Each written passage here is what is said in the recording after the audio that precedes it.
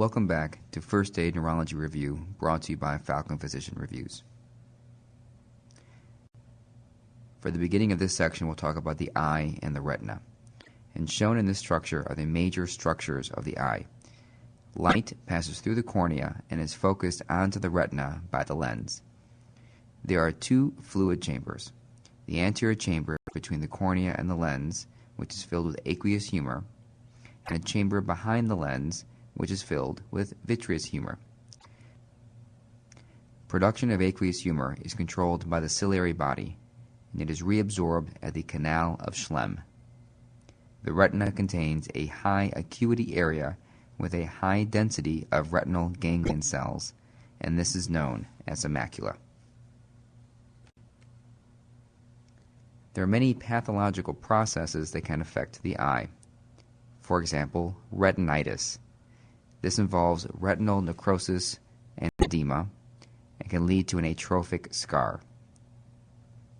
Iritis is often associated with systemic inflammation, such as Reiter's disease. The lens is critical for controlling our ability to focus on near or far objects.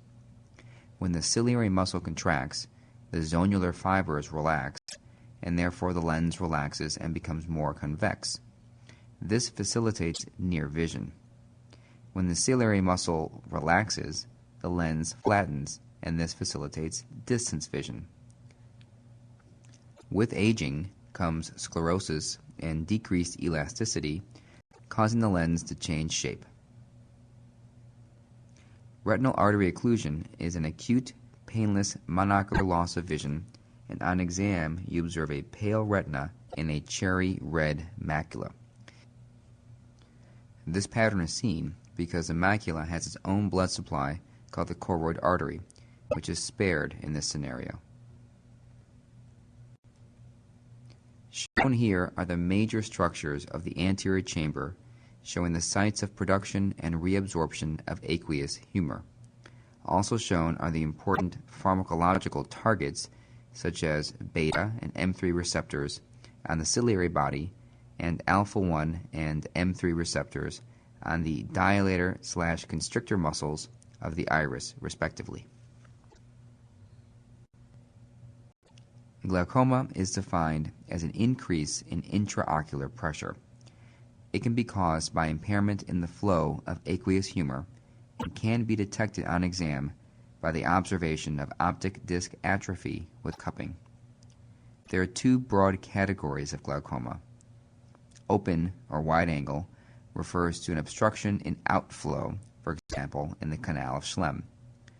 This is associated with myopia, increased age, and African American race. It is the more common form of glaucoma, and it is typically clinically silent and painless. Closed or narrow angle glaucoma occurs when there is an obstruction of flow between the iris and cornea and pressure buildup behind the iris. It is very painful and manifests as a decrease in vision, a rock-hard eye, and frontal headache. This is an ophthalmic emergency and can be made worse by giving epinephrine. The figures at the bottom of this slide illustrate the main differences between closed and narrow angle glaucoma. In closed angle glaucoma, the iris and lens stick together, and there is a pressure buildup behind the iris. In open angle, the main problem is an obstruction of drainage through the canal of Schlemm.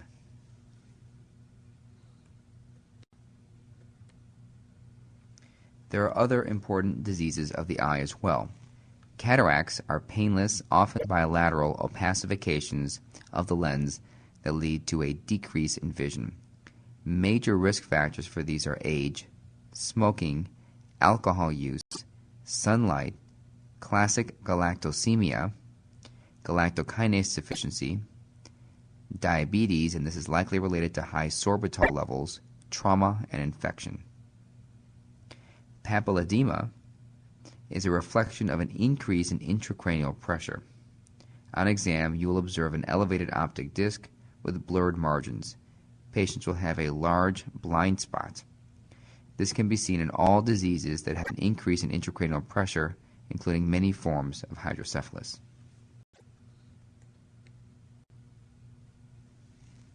Extraocular muscles and nerves. The eye is controlled by 6 muscles that are innervated by 3 cranial nerves. The medial and lateral rectus muscles control the lateral movement of the eye. The superior and inferior rectus control the upward and downward movements of the eye. The superior oblique muscle will depress and internally rotate the eye while the eye is adducted. The inferior oblique extorts and elevates the eye. The innervation of these muscles can be remembered with the mnemonic LR6 SO4 R3. There are classic syndromes associated with dysfunction of these cranial nerves. So, for example, patients with cranial nerve 3 damage will present with an eye that looks down and out. There will be full ptosis, pupillary dilatation, and loss of accommodation. Patients with cranial nerve 4 damage will complain of diplopia and will have defective downward gaze, which can be adjusted by tilting the head toward the lesion. Patients with cranial nerve 6 damage will have a medially directed eye. Extraocular muscle function can be tested by having patients look in the several directions of gaze. Lateral and medial movement test the lateral and medial rectus muscles respectively. Upward and outward movement will test the superior rectus muscle. Downward and outward movement will test the inferior rectus muscle. Upward and inward movement will test the inferior oblique. This can be remembered with IOU. To test the inferior oblique, have the patient look up. Pupillary diameter is under tight control. Meiosis, or pupillary constriction, is driven by the pupillary constrictor muscle, also known as the circular muscle, and receives parasympathetic innervation from cranial nerve 3, which gets its input from the Edinger-Westphal nucleus. The postganglionic neurons in this pathway are derived from the ciliary ganglion. Pupillary dilatation, or mydriasis, is driven by sympathetic fibers. The sympathetic innervation of the eye originates in the hypothalamus, whose neurons innervate preganglionic neurons in T1 of the spinal cord. These neurons innervate the superior cervical ganglion neurons, which then innervate postganglionic sympathetic neurons. These neurons join the long ciliary nerve before they innervate the pupillary dilators.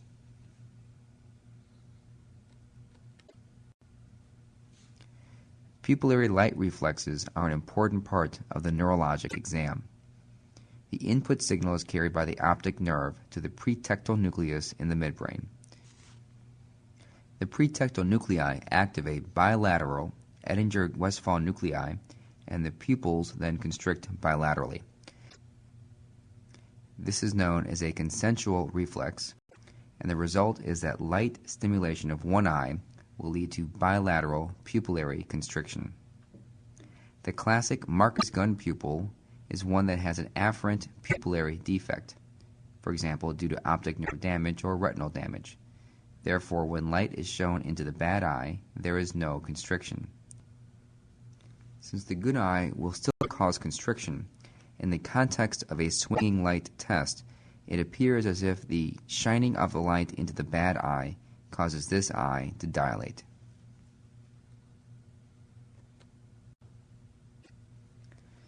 The internal anatomy of cranial nerve 3 plays an important role in its function. The innermost fibers of cranial nerve 3 carry output to the ocular muscles. These fibers are affected primarily by vascular disease, for example, in diabetes, and the accumulation of sorbitol caused by high levels of glucose, and due to decreased diffusion to the interior portions of the nerve. The outer portion of this nerve carries parasympathetic output, and therefore when there is a compressive lesion, for example, a PCA berry aneurysm or uncal herniation, these will be the first affected nerves. Therefore, you can use a pupillary light reflex in assessment because these patients will have the classic blown pupil. Eye disease can also be found in the retina. Retinal detachment refers to separation of the neurosensory layer of the retina from the pigmented epithelium. This will cause degeneration of photoreceptors and then vision loss. This may be secondary to trauma or diabetes. Age-related macular degeneration refers to degeneration of the macula, which is the central area of the retina, and it will cause a loss of central vision, often producing a scotoma. There are two types. Dry or atrophic age-related macular degeneration is slow due to fat deposits, and it causes gradual decreases in vision. And wet age-related macular degeneration is rapid due to neovascularization. The patterns of visual field deficits are very important in determining the locus of a lesion along the visual pathway, and you will be expected to know how to sort through these for the USMLE. For example, in lesion number 1, a complete loss of vision in one eye can only be caused by a lesion at the level of the optic nerve or more distally.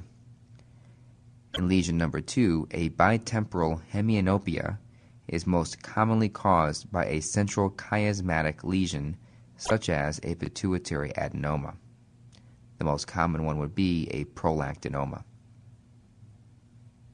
In lesion number 3, a left homonymous hemianopia must be post-chiasmatic, and if a complete hemifield is lost, the lesion is most likely to be in the optic radiations. In lesion number 4, a homonymous upper quadrant loss is typically caused by a contralateral temporal lesion, which picks off the lower fibers of the optic radiation. This part of the optic radiation is often called Meyer's loop. In lesion number 5, a homonymous lower quadrant loss, this is typically caused by a contralateral parietal lesion, which picks off the higher fibers of the optic radiation.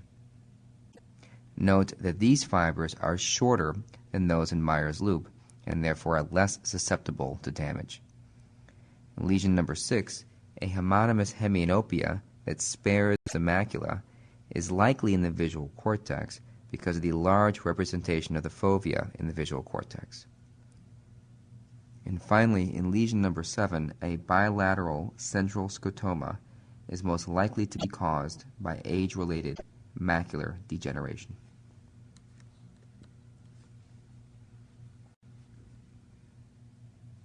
One classic clinical correlation in terms of eye movements is the internuclear ophthalmoplegia, often called the MLF syndrome.